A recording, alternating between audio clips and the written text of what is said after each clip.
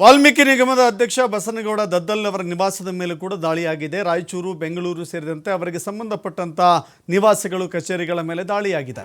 ಈಗಲೂ ಕೂಡ ಬೆಳಗ್ಗೆ 7 ಗಂಟೆಯಿಂದ ಇಲ್ಲಿಯವರೆಗೂ ಕೂಡ ತಲಾಶ್ ಮುಂದುವರಿತಾ ಇದೆ. ಅವರಿಗೆ ಸಂಬಂಧಪಟ್ಟಂತ ಮನೆಗಳ ಮೇಲೆ, ಕಚೇರಿಗಳ ಮೇಲೆ ನಿರಂತರ ತಪಾಸಣೆಯಲ್ಲಿ ತೊಡಗಿಕೊಂಡಿದ್ದಾರೆ ಇಡಿ ಅಧಿಕಾರಿಗಳು. ಬೆಂಗಳೂರಿನ ನಿವಾಸದಲ್ಲಿ ಈಗಲೂ ಕೂಡ ಪರಿಶೀಲನೆ ಮುಂದುವರಿತಾ ಇದೆ. ವಾಲ್ಮೀಕಿ ನಿಗಮದ ಹಗರಣಕ್ಕೆ ಸಂಬಂಧಪಟ್ಟಂತೆ ಕೆಲ ಮಾಹಿತಿಗಳನ್ನು ಸಂಗ್ರಹ ಮಾಡ್ತಾ ಇದ್ದಾರೆ. ಹಲವು ದಾಖಲೆಗಳನ್ನು ಈಗಾಗಲೇ ಇಡಿ ಅಧಿಕಾರಿಗಳು ಸಂಗ್ರಹ ಮಾಡಿದ್ದಾರೆ.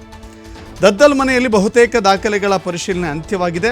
ಕೆಲವೇ ಕ್ಷಣಗಳಲ್ಲಿ ದದ್ದಲ್ ನಿವಾಸದಿಂದ ಇಡಿ ಅಧಿಕಾರಿಗಳು ತೆರಳುವಂತಹ ಸಾಧ್ಯತೆ ಇದೆ.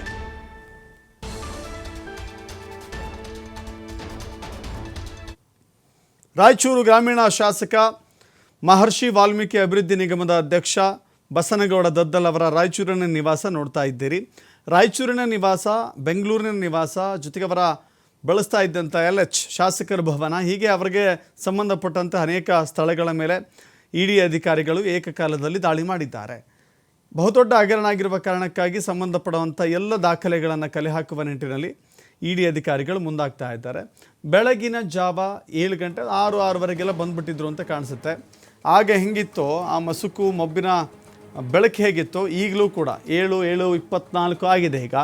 ಈಗಲೂ ಕೂಡ ಅಧಿಕಾರಿಗಳು ಈ ಮನೆಯಲ್ಲಿ ತಪಾಸಣೆಯನ್ನು ಮಾಡ್ತಾ ಇದ್ದಾರೆ. ನೀವು ನೋಡ್ತಾ ಇರುವಂಥ ದೃಶ್ಯ ಇದು ಬೆಂಗಳೂರಿನ ಬಸನಗೌಡ ದದ್ದಲ್ ಅವರ ನಿವಾಸ. ಈಗಲೂ ಕೂಡ ಅಧಿಕಾರಿಗಳಿದ್ದಾರೆ ಎಲ್ಲ ಕೊಠಡಿಗಳು ಅಲ್ಲೇ, ಅಂದರೆ ಅವರ ಸಂಬಂಧಪಟ್ಟಂಥ ಕಾಗದ ಪತ್ರಗಳೇನಿದ್ದಾವೆ, ವಾಲ್ಮೀಕಿ ಅಭಿವೃದ್ಧಿ ನಿಗಮದ ವಿಷಯಕ್ಕೆ ಸಂಬಂಧಪಟ್ಟಂತೆ ದದ್ದಲ್ ಇದರಲ್ಲಿ ಭಾಗವಹಿಸಿದ್ದಾರಾ ಇಲ್ವಾ, ಯಾವ ಪಾತ್ರ ಇದೆ, ಏನು ಯಾವೆಲ್ಲ ದಾಖಲೆಗಳು ಸಿಗಬಹುದು, ಹೀಗೆ ಎಲ್ಲ ವಿಚಾರಕ್ಕೆ ಸಂಬಂಧಪಟ್ಟಂತೆ ದದ್ದಲ್ ಅವರ ನಿವಾಸದಲ್ಲಿ ಈಗಲೂ ಕೂಡ ಪರಿಶೀಲನೆ ಮುಂದುವರೆದಿದೆ.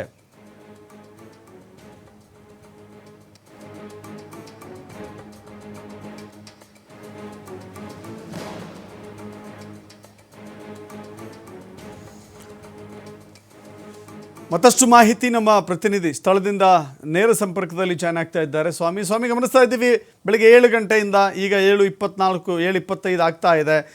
ಈ ಕ್ಷಣಕ್ಕೂ ಕೂಡ ತನಿಖೆ ಅಥವಾ ಪರಿಶೀಲನೆ ಮುಂದುವರಿತಾ ಇದೆ. ಏನೆಲ್ಲ ಅಂಶಗಳು ಲಭ್ಯವಾಗ್ತಾ ಇದ್ದಾವೆ, ಯಾವೆಲ್ಲ ದಾಖಲೆಗಳು ಸಿಕ್ಕಿರಬಹುದಾ ಅಥವಾ ಇನ್ನೂ ಕೂಡ ಸಮಯ ತೆಗೆದುಕೊಳ್ಳುವ ಸಾಧ್ಯತೆ ಇದೆಯಾ, ಏನು ಮಾಹಿತಿ ಸಿಗ್ತಾ ಇದೆ?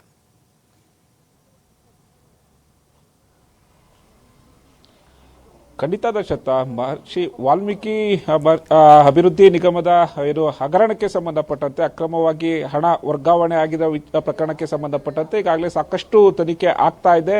ಸುಮಾರು ಬೆಳಗ್ಗಿನ ಜಾವ 5ರಿಂದ ಇಡಿ ಅಧಿಕಾರಿಗಳು, ಸಂಬಂಧಪಟ್ಟಂತಹ ಅಧಿಕಾರಿಗಳು ಹಾಗೂ ಮಾಜಿ ಸಚಿವ ನಾಗೇಂದ್ರ ಹಾಗೂ ಶಾಸಕ ಹಾಗೂ ಅಭಿವೃದ್ಧಿ ನಿಗಮದ ಅಧ್ಯಕ್ಷರಾಗಿರುವಂತಹ ಬಸನಗೌಡ ದದ್ದಲ್ ಅವರ ನಿವಾಸದ ಮೇಲೆ ರೈಡ್ ಮಾಡ್ತಾರೆ. ಇನ್ನೂ ಕೂಡ ಪ್ರಕ್ರಿಯೆ ನಡೆದಿದೆ. ಇನ್ನೂ ಸುಮಾರು 2ರಿಂದ 3 ತಾಸುಗಳ ಕಾಲ ಈ ವಿಚಾರಣೆ ಒಂದು ಪ್ರಕ್ರಿಯೆ ನಡೆಯುವ ಸಾಧ್ಯತೆಗಳು ಹೆಚ್ಚಿದೆ. ಯಾಕೆಂದರೆ ಹಣ ವರ್ಗಾವಣೆ ಯಾವ ರೀತಿ ಆಯಿತು, ಯಾರ್ಯಾರ ಅಕೌಂಟ್ಗೆ ಟ್ರಾನ್ಸ್ಫರ್ ಆಗಿದೆ ಮತ್ತು ಯಾರಿಗೆಲ್ಲ ಹೋಗಿದೆ ಎಂಬ ಸಂಪೂರ್ಣ ಮಾಹಿತಿಯನ್ನು ಇಡಿ ಅಧಿಕಾರಿಗಳು ಕಲೆ ಹಾಕ್ತಾ ಇರೋಂಥದ್ದು. ಅಂದರೆ ಈಗ ನಾವಿರುವಂಥ ಒಂದು ಸ್ಥಳ ಬಸನಗೌಡ ದದ್ದಲ್ ಅವರ ಒಂದು ನಿವಾಸದ ಮುಂದೆ ಬೆಳಗ್ಗೆ ಸುಮಾರು 5 ಗಂಟೆಗೆ 4 ಜನರಿರುವಂಥ ಒಂದು ಇಡಿ ಅಧಿಕಾರಿಗಳ ತಂಡ ಇವರ ಈ ಮನೆಗೆ ರೈಡ್ ಮಾಡ್ತಾರೆ. ಅಂದ್ರೆ ಸಂಪೂರ್ಣವಾದಂಥ ಒಂದು ಮಾಹಿತಿಯನ್ನು ಕಲೆ ಹಾಕೋದಕ್ಕೆ ಬರ್ತಾರೆ. ಜೊತೆಗೆ ಈಗಾಗಲೇ 18 ಕಡೆ ಇಡಿ ಅಧಿಕಾರಿಗಳು ಏಕಕಾಲಕ್ಕೆ ದಾಳಿ ಮಾಡಿದ್ರೆ ಒಂದು ಮಾಜಿ ಸಚಿವ ನಾಗೇಂದ್ರ ಅವರ ನಿವಾಸ ಸೇರಿದಂತೆ ಅಧಿಕಾರಿಗಳು ಹಾಗೂ ಆಪ್ತರ ಮೇಲೆ ಸಾಕಷ್ಟು ಒಂದು ಇಡಿ ಅಧಿಕಾರಿಗಳು ದಾಳಿ ಮಾಡಿ ಸಾಕಷ್ಟು ಒಂದು ಎಲ್ಲ ರೀತಿಯ ಒಂದು ಮಾಹಿತಿಗಳನ್ನು ಪಡ್ಕೊಳ್ತಾ ಇರೋದು, ದಾಖಲಾತಿಗಳನ್ನು ವಶಕ್ಕೆ ತೆಗೆದುಕೊಂಡು ಇದರಲ್ಲಿ ಯಾರೆಲ್ಲ ಇನ್ವಾಲ್ವ್ ಆಗಿದ್ದಾರೆ, ಯಾರೆಲ್ಲ ಕೈವಾಡ ಇದೆ ಎಂಬ ಶಂಕೆಯ ಮೇರೆಗೆ ಅವರನ್ನು ಸಂಪೂರ್ಣವಾಗಿ ಮಾಹಿತಿಯನ್ನು ಮಾಹಿತಿಯನ್ನು ತೆಗೆದುಕೊಳ್ತಾ ಇರೋಂಥದ್ದು. ಅಂದರೆ ಈಗಾಗಲೇ ಸಾಕಷ್ಟು ಜನರ ಮೇಲೆ ಆರೋಪಗಳು ಬಂದಿದೆ. ಅಂದರೆ ಸುಮಾರು 12 ಜನಗಳನ್ನು ಈಗಾಗಲೇ ಇಡಿ ಅಧಿಕಾರಿಗಳು ವಶಕ್ಕೆ ಪಡೆದಿದ್ದಾರೆ ಎಂಬ ಮಾಹಿತಿಗಳು ಕೂಡ ಲಭ್ಯ ಆಗ್ತಾ ಇದೆ. ಈ ಹಿನ್ನೆಲೆಯಲ್ಲಿ ಇನ್ನಷ್ಟು ವಿಚಾರಣೆ ಮಾಡೋದಕ್ಕೆ ಇಡಿ ಅಧಿಕಾರಿಗಳು ಮುಂದಾಗಿರುವಂಥದ್ದು. ಅಂದರೆ ಸಾಕಷ್ಟು ದಾಖಲಾತಿಗಳನ್ನು ವಶಪಡಿಸಿಕೊಂಡಿದ್ದಾರೆ. ಹೈದರಾಬಾದ್ಗೆ ಹಣ ವರ್ಗಾವಣೆ ಆಗಿದೆ, ಈ ಯಾರಿಗೆಲ್ಲ ವರ್ಗಾವಣೆ ಆಗಿದೆ, ಇದರಲ್ಲಿ ಅಧ್ಯಕ್ಷರ ಕೈವಾಡ ಏನಿದೆ ಅಥವಾ ಯಾರ ಒಂದು ಅನುಮತಿಯಿಂದ ಈ ಹಣವನ್ನು ವರ್ಗಾವಣೆ ಮಾಡಲಾಗಿದೆ, ಇದರಲ್ಲಿ ಅಧಿಕಾರಿಗಳ ಪಾತ್ರ ಏನಿದೆ, ಅಧಿಕಾರಿಗಳಿಗೆ ಯಾರು ಪರ್ಮಿಷನ್ ಕೊಟ್ಟರು ಹಣ ವರ್ಗಾವಣೆ ಮಾಡೋದಕ್ಕೆ ಎಂಬ ಸಂಪೂರ್ಣ ಮಾಹಿತಿಯನ್ನ ಇಡಿ ಅಧಿಕಾರಿಗಳು ಕಲೆ ಹಾಕ್ತಾ ಇರುವಂಥದ್ದು.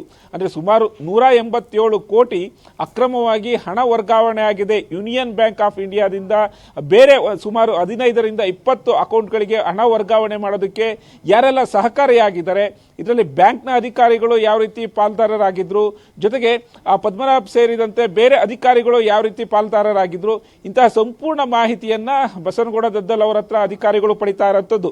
ಯಾಕೆಂದ್ರೆ ಈಗಾಗಲೇ ಯೂನಿಯನ್ ಬ್ಯಾಂಕ್ ಆಫ್ ಇಂಡಿಯಾ ಅಧಿಕಾರಿಗಳು ಕೂಡ ಆ ಸಿಬಿಐಗೆ ಒಂದು ದೂರನ್ನ ನೀಡಿದ್ರು, ಸಿಬಿಐ ಕೂಡ ಇಡಿಗೆ ಒಂದು ದೂರನ್ನ ನೀಡುತ್ತೆ. ಅಂದ್ರೆ ಸಂಪೂರ್ಣವಾದಂತ ಒಂದು ವಿಚಾರಣೆ ಮಾಡಿ ಹಣ ಯಾವ್ಯಾವ ವರ್ಗಾವಣೆ ಆಗಿದೆ ಎಂಬ ಮಾಹಿತಿಯನ್ನ ಪಡೆಯೋದಕ್ಕೆ ಸಿಬಿಐ ಕೂಡ ಇಡಿಗೆ ಒಂದು ದೂರನ್ನ ಕೊಡ್ತಾರೆ. ಯಾಕೆಂದ್ರೆ ಸಾಕಷ್ಟು ಅನುಮಾನಗಳು ಕೂಡ ಈ ಅಕ್ರಮ ಹಣ ವರ್ಗಾವಣೆಯಲ್ಲಿ ಕೂಡ ಕಂಡುಬಂದಿರುವಂಥದ್ದು.